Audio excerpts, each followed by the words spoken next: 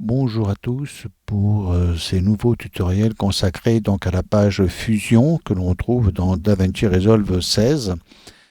Donc petit rappel, cette page Fusion se trouve ici. Donc ici vous avez la page de médias pour intégrer vos images au logiciel pour les importer. La page Cut, donc la page simplifiée de montage de DaVinci Resolve, la page montage ou la page Edit, celle qui vous permet, qui est la plus commune en fait pour faire votre montage. Ici, on se retrouve avec la page Fusion, donc c'est la nouvelle page que nous allons aborder dans ces tutoriaux qui vont suivre. Ensuite, la page étalonnage, la page de mixage Fairlight et enfin la dernière page qui est la page d'exportation. Donc si je reviens ici dans ma page montage, il y a plusieurs façons de l'aborder. Donc par exemple ici, je suis actuellement avec une page ici de un clip que je retrouve ici sur ma piste vidéo 1 classique et sur laquelle ici j'ai intégré un texte plus que l'on retrouve ici dans les bibliothèques d'effets au niveau des titres. Ici nous avons plusieurs titres qui sont proposés. Texte plus ici en fait c'est un template Fusion en fait, voilà. Donc c'est comme ici, vous avez tous les titres Fusion que vous retrouvez dessous, qui sont des titres qui ont été générés créés plutôt, qui ont été fournis par DaVinci Resolve, qui vont vous permettre justement de pouvoir les utiliser si besoin. Donc après, il faut y trouver son petit bonheur, hein, donc à vous de voir et d'étudier un petit peu comment ils sont faits pour les tester. Mais moi, celle qui m'intéresse actuellement, c'est Texte Plus, tout simplement parce que c'est le template de texte qui est utilisé à l'intérieur de Fusion. Donc j'ai la possibilité ici de le glisser directement dans la timeline. Et ici, au niveau de mon montage, ici, je retrouve donc le template Fusion que je peux agrandir ici. Donc on voit bien texte plus que j'ai posé ici directement sur la piste vidéo 2. Et quand je clique dessus, dans l'inspecteur ici, que je peux ouvrir ou fermer, je vais retrouver ici, vous voyez, la partie Fusion, donc qui est un template titre. Donc, ce titre, en fait, va me permettre ici, vous voyez, quand j'ouvre ou que je ferme ici, je peux avoir, et j'ai différentes fenêtres ici qui me permettent d'afficher différents paramètres et qui me permettent de travailler un petit peu tous les paramètres qui me sont proposés pour ce fameux titre plus Fusion. Donc quand je clique ici, j'ai par défaut le title qui apparaît, donc je peux cliquer ici, bien sélectionner titre pour valider cette ouverture dans l'inspecteur de tous les paramètres du titre.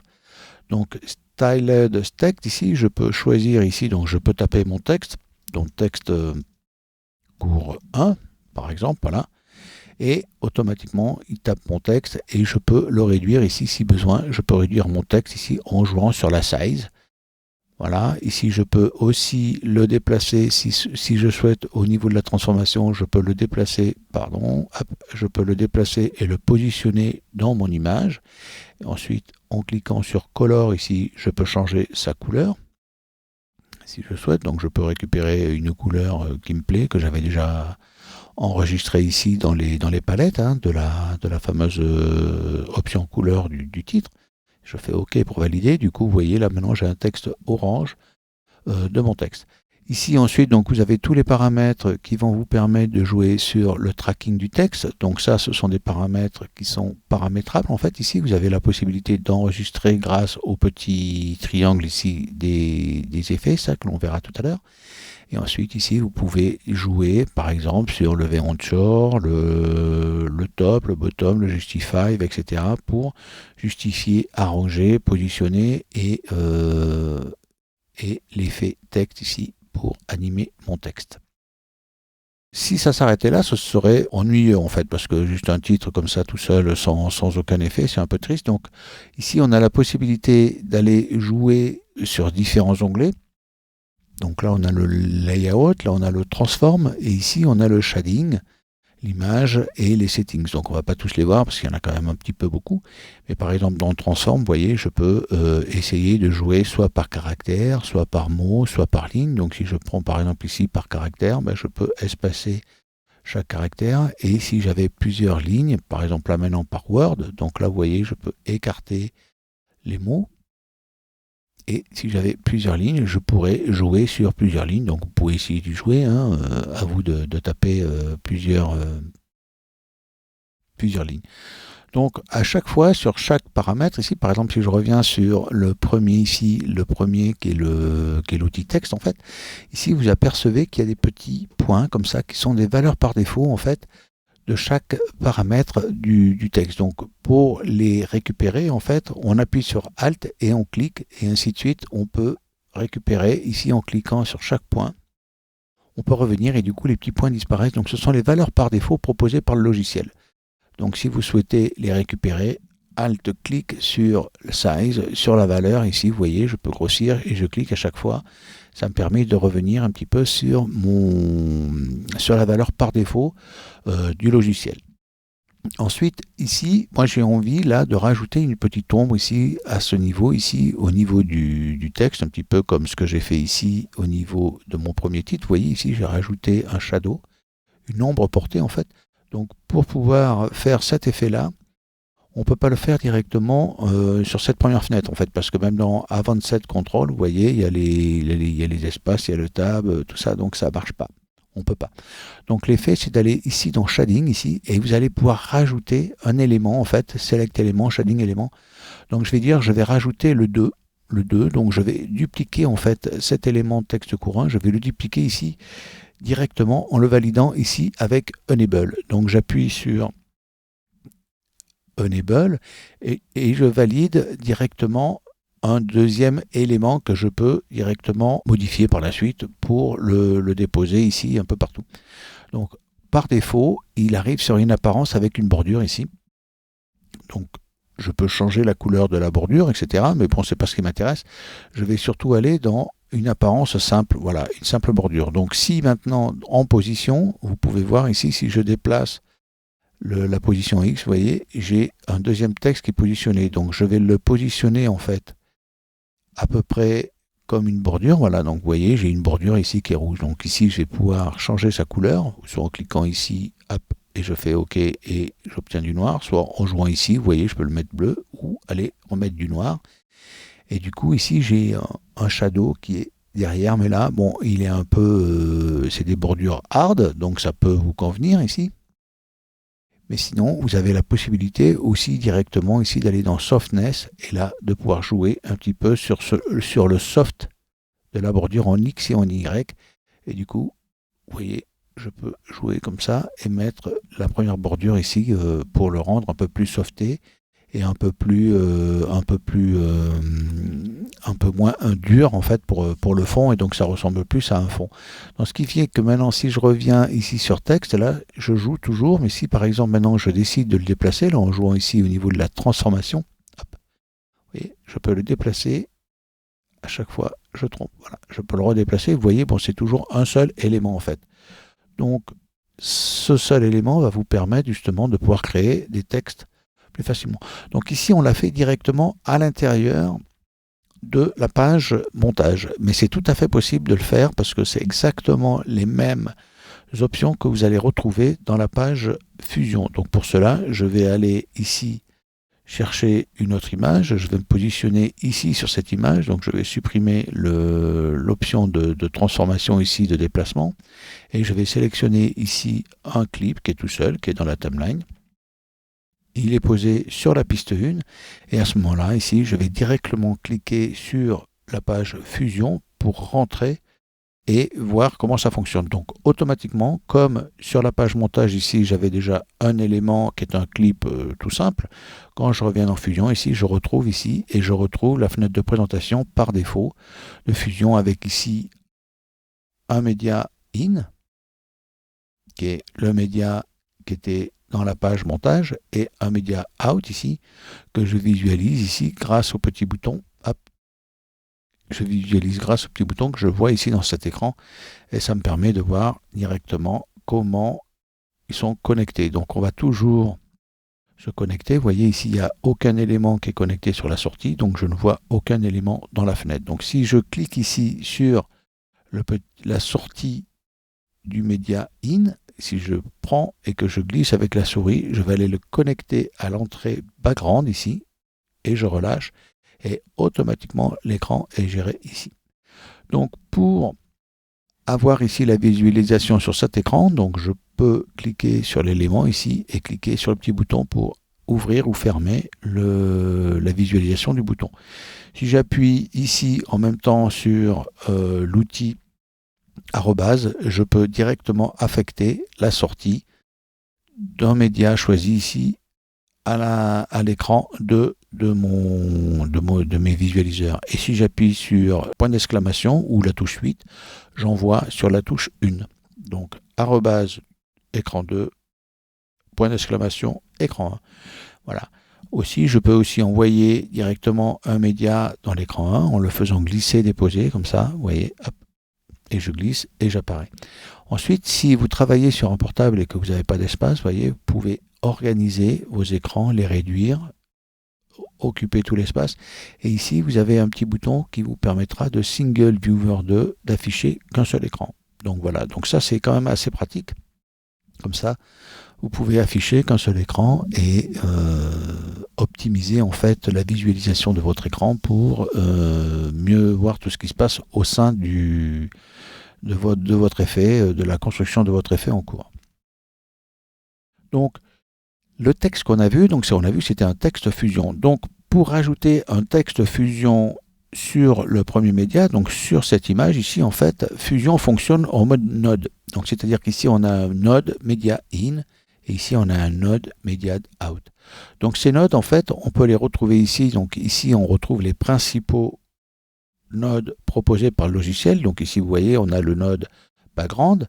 Ici, on a le node fast noise, le node texte plus, celui qu'on va utiliser, le node de paint, etc., etc. Donc il y a tous les nodes ici, les principaux qu'on retrouve ici. Sinon, vous avez toujours ici la possibilité, dans la bibliothèque des effets ici, de retrouver les différents outils, les nodes. Donc par exemple, vous allez pouvoir chercher ici, donc vous allez retrouver, donc si vous ne connaissez pas, vous pouvez essayer de vous balader comme ça et de retrouver un peu tous les différents nodes. Donc on a des effets de nodes avec les duplications, les hautes lumières, les hotspots. Dans les films, on peut rajouter du grain, d'enlever le bruit. On a le create bump mat, etc. Et puis on a des entrées-sorties ici avec le media in, le media out, le saver. On a le générateur avec le texte plus. Donc voilà, il se retrouve ici. Et sinon, une autre méthode aussi pour ajouter le texte plus, donc c'est la commande espace en fait.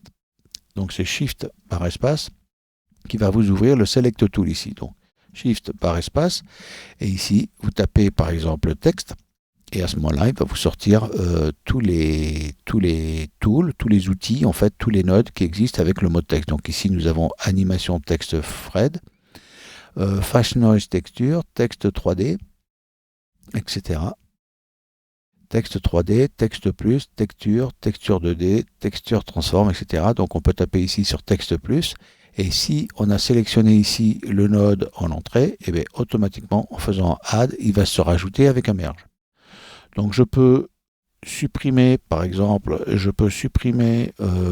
fameux merge en le sélectionnant et en faisant suppression texte. Voilà. Donc si je sélectionne que du vide comme ça, si je fais Shift par espace, je récupère mon texte plus, je fais Add, et là j'ai un node qui est posé dans l'espace nodal ici, mais sans être raccordé au chemin, au flow en fait. Donc pour pouvoir le connecter, on a besoin d'envoyer, enfin de faire une construction nodale, c'est-à-dire qu'il faut que ce node-là, je le mette ici dans la piste. Donc si j'essaye de le glisser, vous voyez, je peux le glisser et je relâche. Donc avec la touche Shift enfoncée, pomme Z, je le prends, j'appuie sur Shift et dès que je glisse, vous voyez, la souris elle arrive sur le node, on a un trait jaune et bleu, je relâche et automatiquement un node merge est construit. Donc je refais pomme Z, voilà. Une autre solution aussi, c'est de prendre la sortie du node texte par exemple et d'aller le ramener ici et je glisse directement sur la sortie de media in. Dès que je relâche, automatiquement un merge est rajouté dans le chemin nodal entre le media in et le media out. Donc ça c'est important parce que c'est comme ça qu'on peut directement visualiser, superposer deux nodes ensemble. C'est-à-dire qu'un node il est construit ici avec le node merge ici qu'on voit. On a en entrée jaune l'entrée background, comme on peut le voir ici quand je clique, merge 1 background. Un orge dessus qui est le node, en fait, le node foreground. Vous voyez. Et ensuite en dessous l'entrée Effect Max et ici la sortie du merge. Donc là du coup on se retrouve avec un media in qui rentre en background dans le merge, ici, clac. Dessus on rajoute par-dessus, donc c'est pour ça que c'est le foreground, c'est-à-dire dessus, donc c'est pour ça qu'on essaye aussi de garder cette construction qui permet justement d'avoir en entrée, on dépose et on ressort. Donc on essaye de garder un petit peu cette construction gauche-droite avec les différents nodes qui viennent se rajouter. Et ici, je visualise la sortie sur l'écran 2 ici. Voilà. Et là, je vois que j'ai pas de texte. Donc je clique sur le merge, sur le node texte, pardon. Et ici, je valide l'inspecteur. Et vous voyez, on retrouve un petit peu nos différentes fenêtres avec l'option texte, l'option layout, l'option transform, shading, image et settings. Et ici, on peut taper notre texte. Donc à ce moment-là, si je tape le texte que je souhaite appliquer à mon node texte ici, voilà, j'ai tapé Video Effect Prod, donc voilà, je sélectionne mon texte, je peux aller ici choisir la typo qui m'intéresse, en fait la fonte qui m'intéresse, donc moi je travaille avec différentes fontes, voilà, par exemple avec la fonte Arial Black ici, vous pouvez la choisir, voilà, si j'avais pris une autre fonte Arial, j'aurais accès ici à gras, gras italique, italique, normal, etc. Donc moi j'aime bien travailler avec typo RAS, voilà. Et ici, vous voyez, j'ai toujours la size, le tracking, etc., etc. Donc pareil, Alt-clic pour remettre les valeurs par défaut à 0. Et vous pouvez comme ça commencer à travailler votre texte. Donc ça, c'est pour toute la partie texte. Vous voyez, c'est exactement le template texte, c'est exactement le même template que dans la page montage. Donc voilà. Donc ici, on a pu voir comment se fabriquer en fait la construction d'un effet dans Fusion. On commence par avoir une entrée, une sortie, et au milieu, pour mélanger deux nodes, on va mélanger un média, un texte, et grâce au node merge, en fait, on va pouvoir associer deux images ensemble, les mettre les unes sur les autres. C'est comme si dans la page montage, ici, voilà, vous voyez là, on n'a pas de node merge, mais on a associé voilà, le texte au-dessus de l'autre. Donc ici, dans ma page Fusion, j'ai fait exactement la même composition pour pouvoir travailler. Donc si jamais vous souhaitez par la suite essayer d'améliorer un petit peu tout ça, il suffit après de travailler chaque node indépendamment les uns des autres et de voir le résultat ici sur la sortie 2. Voilà, donc on se retrouve pour une prochaine leçon ensuite pour voir comment manipuler un petit peu les différents clips au sein de Fusion.